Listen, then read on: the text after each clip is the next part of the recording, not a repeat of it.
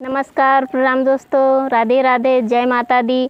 आज हम आपको एक प्यारा सा देवी मैया का गीत सुनाने जा रहे हैं। कैसा लगेगा गीत आप लोग कमेंट करके ज़रूर बताना और आप हमारे वीडियो को लाइक शेयर सब्सक्राइब ज़रूर करना, आगे बढ़ाना। जय माता दी।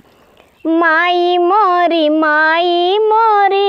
दुख से उबार दिया, माई मोरी दुख से उबार दिया, दुख से उबार दिया मैया, खुशियाँ अपार दिया, दुख से उबार दिया मैया, खुशियाँ अपार दिया। अमर कई दिया मांगी के सिंदूरवा, है मैया तोहरी महिमा अपार बा। अमर कई दिया मांगी के सिंदूरवा, है मैया तोहरी महिमा महान बा, मैया तोहरी महिमा महान बा।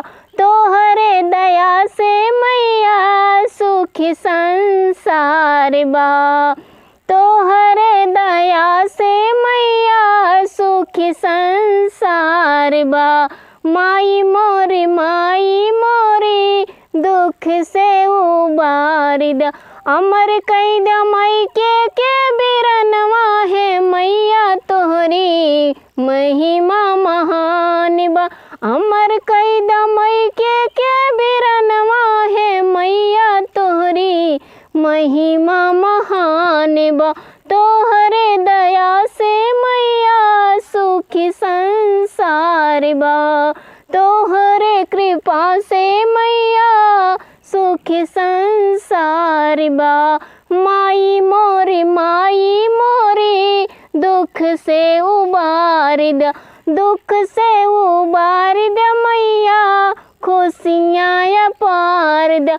अमर कई दिया गोदी के ललनवा, है मैया तोहरी महिमा महान बा। अमर कई दिया गोदी के ललनवा, है मैया तोहरी महिमा महान बा। तोहरे दया से मैया सुखी संसार बा, तोहरे कृपा से मैया सुखी संसार बा। माई मोरी दुख से उबार दिया, दुख से उबार दिया मैया, खुशियाँ अपार।